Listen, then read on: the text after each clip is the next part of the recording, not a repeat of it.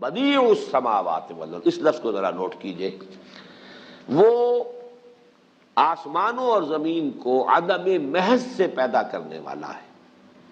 یہ بدیع جو ہے فعیل کے وزن پر صفت مشبہ ہے، لیکن فاعل کے معنی میں ہے۔ بدع کہتے ہیں کسی شے کو بالکل، انگریزی میں اس کے لیے لفظ ہے کریشن ایکس نہیلو، عدم محض سے وجود میں لانا کسی شے کو۔ جیسا کہ میں نے کسی اور موقع پر عرض کیا تھا، ایک تو یہ ہے کہ بڑھئی نے لکڑی موجود تھی، اس سے کرسی بنا دی، میز بنا دی، کوئی شے بنا دی۔ کمہار نے مٹی تھی، گارا تھا، اس سے گھڑا بنا دیا، کچھ اور چیز بنا دی۔ بغیر کسی شے کے کچھ چیز بنانا، یہ ہے ابداع۔ اور ابداع سے یہ بدیع فاعل کے معنی میں یہ صفت مشبہ ہے اللہ کے لیے۔ بدیع السماوات والارض، آسمان اور زمین کا پیدا کرنے والا ہے عدم محض سے۔ اس کے مقابلے کا لفظ ہے خلق۔ خلق اور ابداع یہ ایک دوسرے کے مقابل میں ہے، اور شاہ ولی اللہ دہلوی رحمۃ اللہ علیہ کی جو بڑی مارکۃ الآراء کتاب ہے حجت اللہ البالغہ، اس کے جو ابتدائی چیپٹرز ہیں اس میں انہی مضامین پر بحث ہوئی ہے کہ اللہ تعالیٰ کے تین افعال، شاہ صاحب نے بہرحال ہر فلسفی، ہر حکیم اپنا ایک نظام فکر بناتا ہے، اس نظام فکر میں وہ جو پہلا چیپٹر ہے حجت اللہ کا، ان کے اپنے نظریات کے اعتبار سے اہمیت کا حامل ہے۔ تین افعال انہوں نے اللہ کے بنیادی قرار دیے۔ ایک ہے ابداع، وہی عدم محض سے کسی شے کو پیدا کرنا۔ دوسرا ہے خلق، خلق ہے کسی شے سے دوسری شے کو بنانا۔ مٹی سے انسان بنایا، خلق الانسان من صلصال کالفخار، انسان کو بنایا ہے لیکن مٹی سے بنایا ہے۔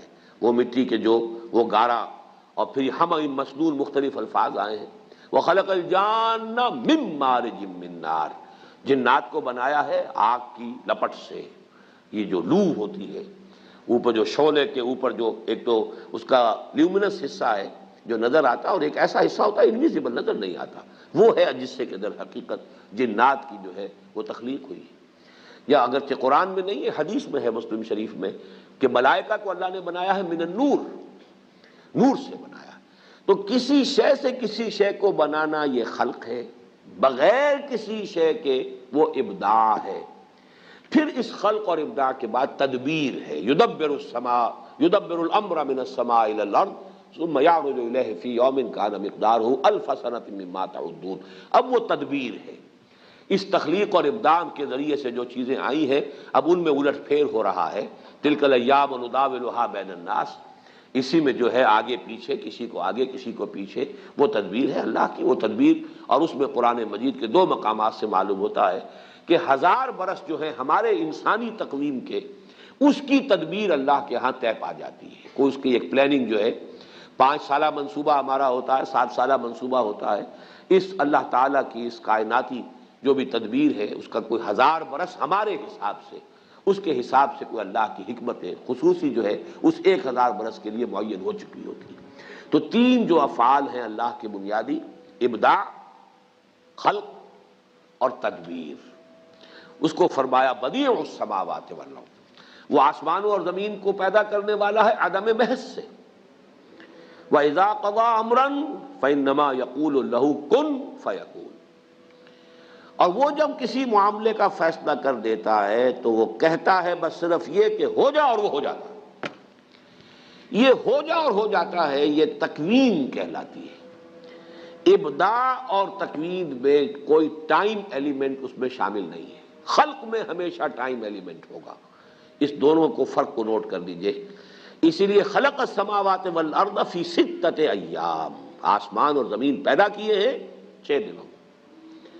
خلق انسان کا اب جو بھی ہوا ہے وہ کسی طریقے سے آپ سمجھیے وہ ایولیوشن ہے یا میوٹیشن ہے یا جو بھی ہے، لیکن یہ کہ ٹائم اس میں لگا ہے انسان کی تخلیق میں۔ اسی طریقے سے ہر بچہ رحم مادر میں جو پرورش پا رہا ہے 9 مہینے لگتے ہیں اسے، جو بھی مدت ہے وہ مدت کے اندر۔ آم کا درخت ہے، اس سے کچھ وقت چاہیے، گٹھلی سے لے کر اور وہ درخت بننے تک وہ وقت لگے گا اس کے اندر۔ اگرچہ اللہ تعالیٰ کی قدرت خاصہ اپنی جگہ پر موجود ہے، جب چاہے کسی کام کو کر دے پھر وہ تکوین ہوگا۔ یا یہ کہ عالم اسباب میں سے کسی ایلیمنٹ کی جگہ پر اللہ کا امر کن آ جائے، اس معنی میں اصل میں اس پر میں نے ایک مضمون بھی لکھا تھا کہ حضرت مسیح علیہ السلام کو خاص طور پہ کلمۃ اللہ کیوں کہا گیا؟ کلمتہ، اس لیے کہ ان کی تخلیق کے ضمن میں ایک خاص ایلیمنٹ جو باپ کا حصہ ہونا چاہیے تھا، اس کی جگہ بھی اللہ کے ایک امر کل نے اس کو سبسٹیچیوٹ کیا ہے، اس لیے وہ خاص کلمہ ہو گیا، اللہ تعالیٰ کا ایک خاص کلمہ ہے، کلمتہ القاہا الی مریم، ایک خاص کلمہ ہے اللہ کا کہ جو اس نے القاء فرمایا مریم کی طرف۔ تو یہ کن جو ہے در حقیقت کسی بھی مادی سلسلے اسباب میں سے کسی ایک کڑی کا اگر وہ بدل بن جائے گا تو وہ گویا کہ وہاں پر اس کی جگہ پر ایک کلمے کی شکل بن جائے گی۔ تو بہرحال اسے نوٹ کر لیجئے، ابداع اور خلق کا فرق، اور ابداع اور تکوین یہ ایک ہی لفظ ہے، اور ان تکوین اور ابداع میں کوئی ٹائم ایلیمنٹ نہیں ہے، البتہ خلق میں ٹائم ایلیمنٹ آلویز انوالوڈ۔